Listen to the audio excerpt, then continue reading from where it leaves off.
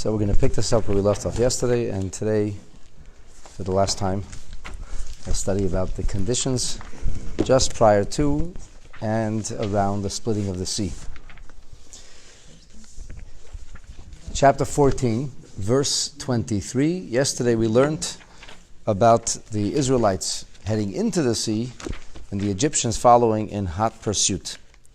So the pillar of cloud followed the Israelites into the sea, and as such, there was darkness. The Egyptians didn't really see where they were going, and they went right down into the ocean bed.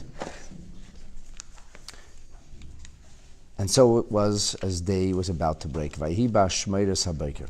Verse 24. It was in the morning watch. Vayashkef Hashem al machane Mitzrayim. God balefully gazed at the camp of Egypt. And this was ba'amud eish ve'onon, with a pillar of fire and the cloud, the mist. Vayohom eis machane Mitzrayim. So God, if you will, He created a great deal of confusion for the Egyptians with a pillar of fire, with a pillar of smoke. What does this mean? Let's take a look in Rashi to try to understand what exactly is unfolding in real time in verse 24. So firstly, it says ba'ashmeiras habayker, which literally means the watch. It comes to the word shmira, the morning watch. Rashi tells us, Shaloishes chelke halayla kruyin ashmeiras. The three parts of the night are called an ashmeiras. There's a dispute in the Gemara if there's 3 parts or 4 parts. Rashi here goes simply with the idea of 3 parts. And he says, V'oisa shalafnei habayker, the final watch of the night, is called ashmeiras habayker, the morning watch, because it's the conclusion of the night. Rashi says, why do we use the terminology ashmeiras? V'oimer ani, and I say, Lafi shahalayla cholok lemishmeres shirish hamalachi asharis, because the night is divided into different watches, presided over by the ministering angels. Kat achar kat, one group after the other, and this happens l'shloishes chalokim in 3 divisions. So 3 divisions of angels come in, and they do whatever angels do. They proverbially sing before God. L'kach koroi, that's why each third is called an ashmeiras, which means it's as if like they have a mission, a job to do. Everybody has their watch, so, ever hear the expression? Not on my watch. So this is on their watch. So this is now, we know then, why Onkelos renders it b'matras. He calls it like the idea of a watch, because this is the final watch. In other words, the last part of the night. Day is about to break. So ashmeiras habayker means at the end of the morning watch, the 3rd part of the night, it's still very dark, but you can already start to make out shadows. Night is coming to an end, and the day is about to begin. That's ashmeiras habayker. Vayashkef. So it says that God gazed, looked down. Rashi says, Vayabet. He looked deeply. Koloimar, in other words, Pono alehem. God, so to speak, turned his attention towards them. And why do you think Hashem was turning his attention to the Egyptians? To reward them for all their mitzvahs? I don't think so. Lahashchisam, Rashi says, to destroy them. The Targum renders it, V'istachei. Afu lashon habata. The word istachei is like related to the Hebrew word histaklut, to look deeply, and this is also the terminology of looking.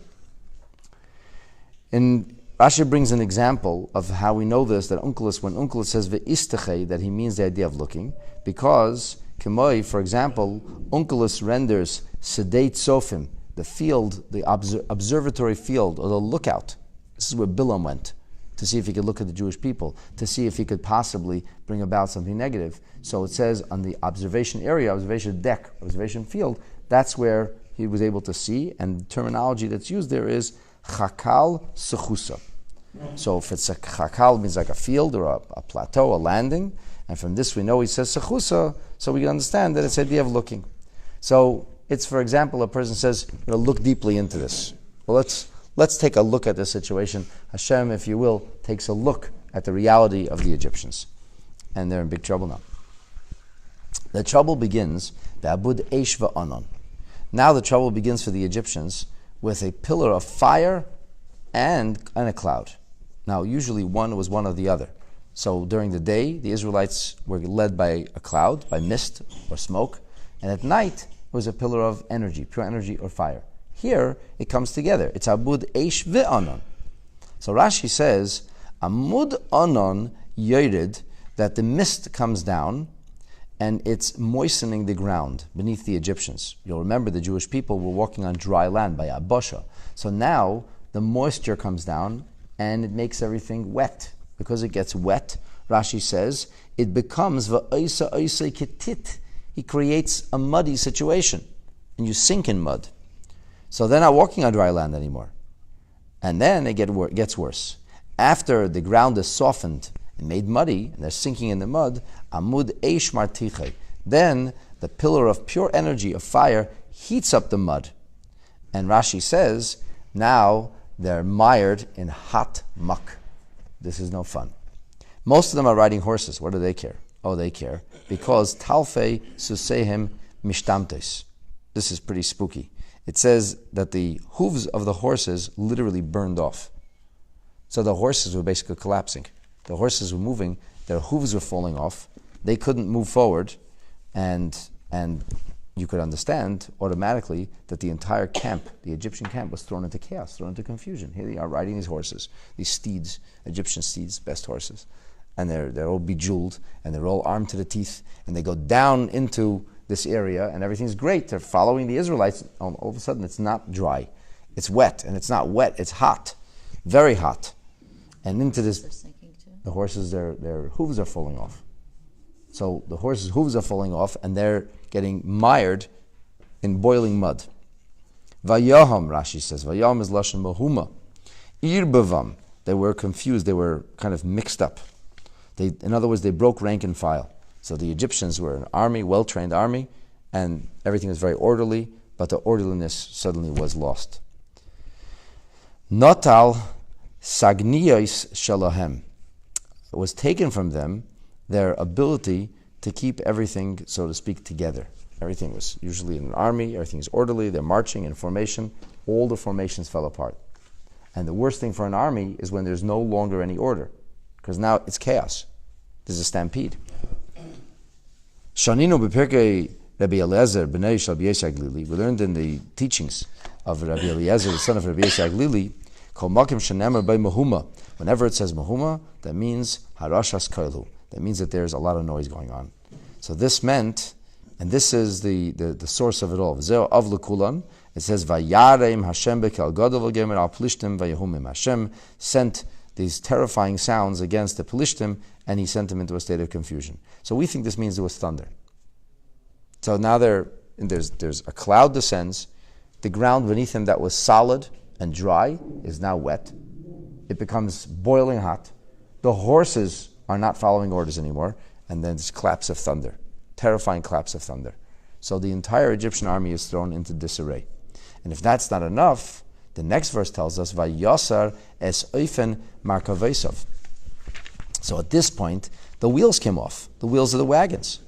Why did the wheels of the wagons come off? Rashi says, Mikoyecha eish nisrifu hagagalim. From the power of the fire, the wheels were burnt. So the wheels were on fire. V'har merkaves nigrores. So now the chariots were being dragged by the horses without wheels. So they're being dragged along the ground, and the people who are sitting in them, hayeshvim behem, they don't have time to alight from the chariots. The chariots now, which are being dragged and bumping along the ground, ve'evareim misparkin. And so their limbs are literally kind of falling apart. They're dislocating their joints. It's like getting whiplash in a car, God forbid. It's an accident, right? You get thrown with great force, so your joints get thrown out of whack. So the joints are thrown out of whack. So there's no rank and file left. There's no order left. And then the people themselves are not able to function. They're thrown into whiplash, and their joints are dislocated. And at this point, the Torah says, they're no longer moving forward like a well-oiled machine. They're moving very heavily. Rashi says, this is a very heavy and cumbersome kind of movement now. And Egypt said, Anusa mipnei Yisrael. Egypt said, now let us flee, they said. Let us run away from before Israelites. Why? Because God is doing battle for them in Mitzrayim.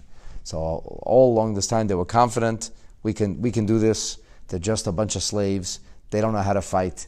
We're a well-trained army. We're well-equipped. We're going in there, and we're going to turn everything around. And now they said, let us flee. They wanted to surrender. They wanted out. But it's too late. It's too late. They knew Hashem nilcham lachem, but this didn't happen. And exactly when they're ready to break and run, exactly at this point, HaKadosh Baruch Hu tells Moshe, now. Rashi says, Nilchum lahem b'Mitzrayim. God is doing battle against them in Egypt. In Egypt, we left Egypt. This is outside of Egypt. This is at the Red Sea. So Rashi says, first of all, it means b'Mitzrayim. In Egypt means like the people. He's doing battle against the Egyptians. He's saying against Egypt. However, it doesn't say that. He could have said Nilchum lahem b'Mitzrayim or Banu. It doesn't say that. It says b'Mitzrayim. Mitzrayim is geography. Mitzrayim is a country. So Rashi says Davar Acher, another interpretation. You know why it says Mitzrayim? Be'eretz Mitzrayim, in the land of Mitzrayim. Kishem she'elu loiken alayam, just as the soldiers are being now assaulted at the sea, so kach loiken meisam shenishru b'Mitzrayim. Their families who sent them off with gladness and joy, go ahead, fight the Israelites, bring home those SOBs. All of a sudden they were experiencing the same thing. So the Egyptians back home were suddenly being violently thrown about, and maybe there was boiling mud beneath them, and they were also thrown into disarray. So Egypt is thrown into disarray back home, and the Egyptian army is in totally disoriented, with these claps of thunder, terrifying, boiling hot mud beneath them, in total disarray. They're ready to surrender. And just then, God says to Moshe, now raise your hand. Al hayam, over the sea. And when you'll do this, Vayashuvu hamayim al Mitzrayim. The waters will come crashing down. They'll return right over Egypt. Al Richboy, upon his cavalry, Al Parashav, and upon his chariots and horsemen, the cavalry will be buried in water. And that's exactly what happens. Verse 27, Vayet Moshe es yadei, Moshe does raise his hand al hayam, Vayashav hayam, and the sea returns. Lifnois boiker, just as day is about to break. Just as we're greeting the day, le'esanai, to its former strength. U'mitzrayim nasim likrasai, the Egyptians are fleeing. They're running towards the sea, the waves that are crashing down upon them. Vayinar Hashem es Mitzrayim b'techayam, and God churns the Egyptians in a violent sea. So let's take a look at Rashi here. Vayashuva hamayim, the waters return. What did they mean return? So Rashi says, Zekufim va'imdim kechayma. They're standing tall like walls. And now, Yashuva l'makayman. Now they return to their original place, which means the waves come crashing down. And when the waves come crashing down, Vayechasu al Mitzrayim. They cover over Egypt. Egypt is submerged in these waves.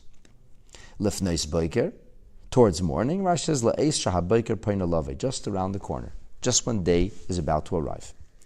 And La'esane means L'sakvei harishin, to its original strength. So the sea has now been restored to its original strength. And the Egyptians are nasan l'krasei. They're racing or rushing towards the crashing waves. Shahayim mehumamim u'mitzrafim. They're totally disoriented and confused. They don't even know where they're going. Instead of running out of the sea, they're suddenly disorientedly running towards the sea as the waves are crashing down upon them. Vayinar Hashem, and God churns ka'adim sheminar es hakdeira, like a person who has a big pot on the fire, and you turn the pot. And the reason you turn the pot is so that the soup on the bottom should end up on the top, and the soup on the top should end up on the bottom, because you want to have the heat distributed equally. So HaKadosh Baruch Hu is distributing the misery here equally. Haya oilim v'yerdin. The Egyptians were going up, like on roller coasters, flying up to the heights, and then mishtabrim come crashing down by Yom in the sea. V'nashna HaKadosh Baruch Hu behem Krias. God gave them koyach l'kabel ha'yisurin. So they didn't die so fast. And they were alive, and they were experiencing these highs and lows of being hurled from one extreme, hurled with tremendous force to the next extreme, and everything is literally falling apart. Vayinar, Rashi says, Onkelos renders it as vishanek. And that's Lashon Tiruf, that means to stir, in the words of Arami. Stir, to violently stir. V'har b'yeshem medish haggadah. So a couple of details before we go on to an analysis of this, the restoration of the crashing waves, which is called le'esanei or letakfei harishin. So the first thing I wanted to share with you is that one of the reasons that it's called Ashmoides, according to some of the other Mefarshim, is because there was also the idea of anticipation. Not only a watch, but anticipation. And the Chizkuni says the Malachim were anticipating and waiting. What were they waiting for? Not for the Egyptian misery. They were waiting for the song at sea. The song at sea was a tremendous event, and the angels, it's not like usually you have competition. Nobody likes the competition. The angels sing, that's what they do. And now the Israelites are going to sing. The angels were waiting for the song at sea. And that's why they're called Ashmoides, from the term of waiting or anticipating for. Why Ashmoides HaBoker? Why do we have to emphasize that? The Baal Turim says something very interesting. He says, early in the morning is Eis Ratzon LaTzadikim. This is a time of grace for the righteous. And many, many righteous tzaddikim will be up early in the morning, either studying Torah or praying because they didn't go to sleep yet, or because they had already woken. Like for Tikkun Chatzos, people wake up in the middle of the night, and early in the morning, this was a time for the righteous to be able to appeal to HaKadosh Baruch Hu. The Amud Eish and Onon, the fiery and at the same time a pillar of condensation. So the Chizkuni says that usually they were separated. The pillar of fire is a pillar of fire. The pillar of condensation or cloud or smoke, it's separate. They were not there together. However, here they came together, and this added to the confusion of the Egyptians. So on one hand, things were lit up. On the other hand, everything was very dark. And it was like light and darkness kind of mixed together, being hurled at them at the same time. Now, it's worthy of pointing out that here, Moshe does not seem to hold a staff. Hashem always says, Natei es matcha, raise your staff. This is a staff with a deep history that Moshe Rabbeinu did all the miracles, the plagues with, but here it was Natei es yodcha. And the Rosh says, this is to emphasize that the miracle was not brought about through a wand or a staff, but through the person of Moshe. And of course, when it's all over, what do the people say? Vayaminu b'Hashem uve Moshe Avdi. They believed in Moshe. Not that he had a magic wand. They believed in Moshe, the person of who he was. They said Hashem trusted him. If he says Hashem said, we believe that absolutely. We trust him 100%. Neteyes yodcha al hayam, raise your hand up over the sea. So the Orach Chaim says, over the sea, so that the sea should be restored to its former strength in tremendous haste. He said it was as if Moshe Rabbeinu had kind of like conducted the sea, raised his hand over the sea, and hurled the sea down, and the sea came crashing down. And so this happened to the point that not a single one was able to escape. Nobody could get away. Now, why did Hashem make the Egyptians race towards the sea? So really and truly, some of them should have been able to swim. There should have been some survivors. Right?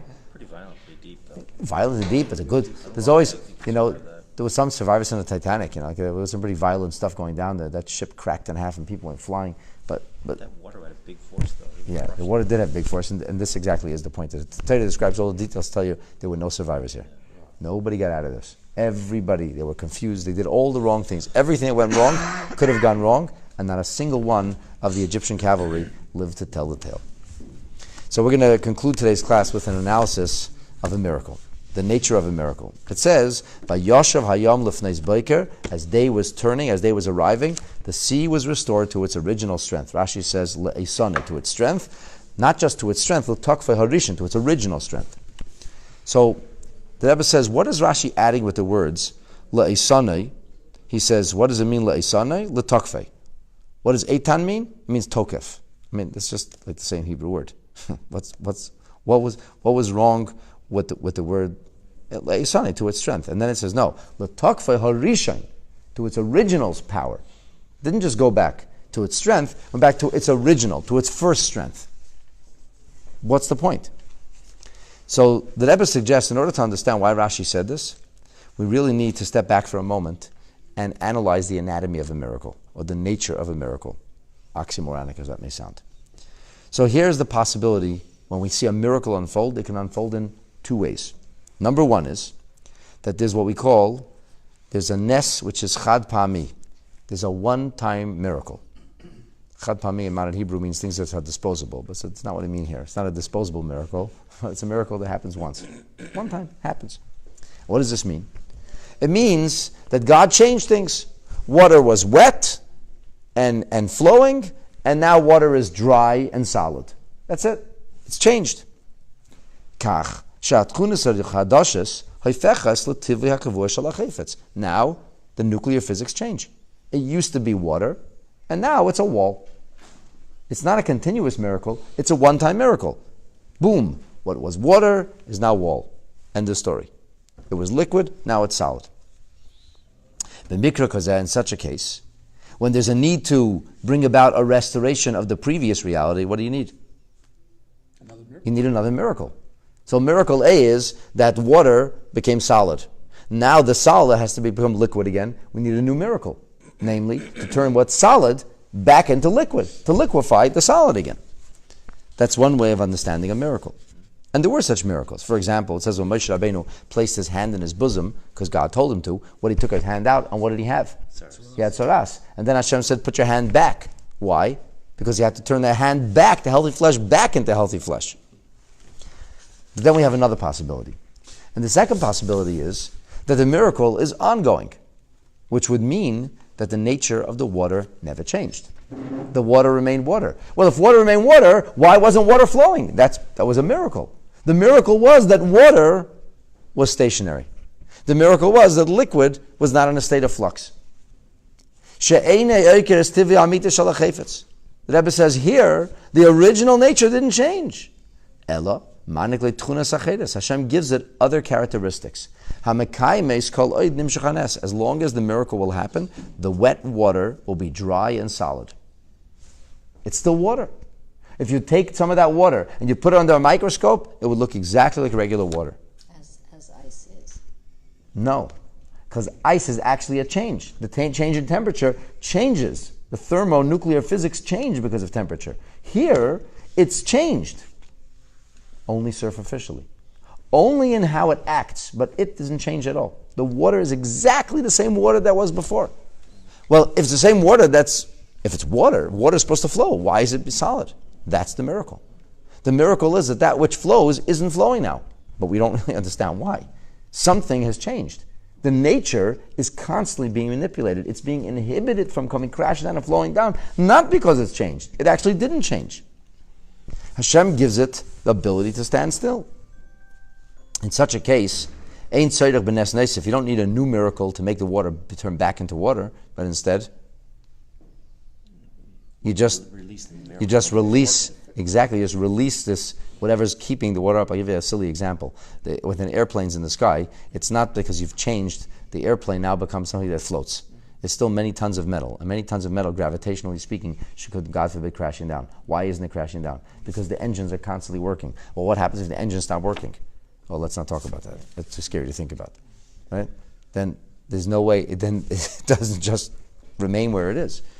So its nature didn't change. There's a constant effort being made to keep the airplane up in the air. Here Hashem is giving us a constant effort to keep the walls of water up. And this is exactly what the Alter Rebbe says in Tanya, in Shaykhut V'Emunah in the second chapter, when he speaks about the ongoing nature of creation. The metaphor that he invokes is the metaphor of Krias Yamsuf. And he says that Hoylech Hashem, Beruach Kadem Azah, Hashem had this wind blowing. We would probably follow the interpretation of the Ibn Ezra that the wind was still blowing. And continuously, the wind was blowing as if the wind was blowing the water up, which, like Ramban said, that's why the Egyptians actually went into the water. Even though it makes no sense. Ramban himself acknowledges that makes no sense. Water doesn't get blown into a wall, but they weren't thinking, the Egyptians. Here they saw this very heavy wind, and the water was blowing. So, oh yeah, sure, the water's being blown up.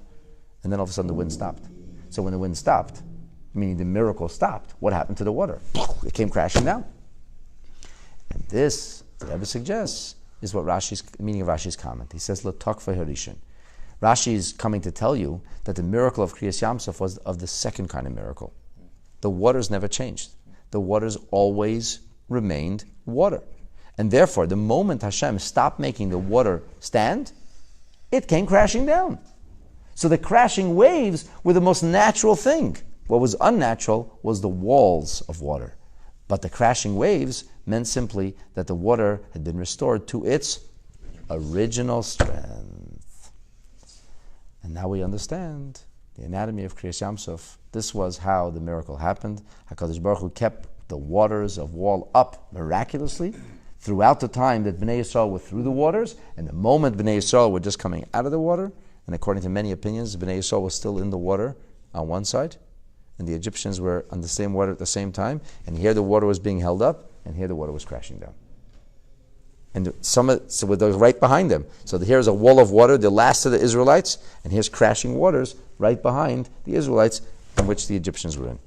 And all this was happening at the same time, which lends further credibility to the idea that Hashem is judging the Egyptians and benevolently and compassionately saving the Israelites at once. This is Bechei Kaboida in the hands of Hashem, just like we had the idea of Makas Becheiros. We had judging and compassion at the same time. Here we had HaKadosh Baruch Hu doing the same thing at once. Am Yisrael was protected, and the enemies of our nation, the Egyptians, were destroyed in a way that they would, as the Torah says, never rise again.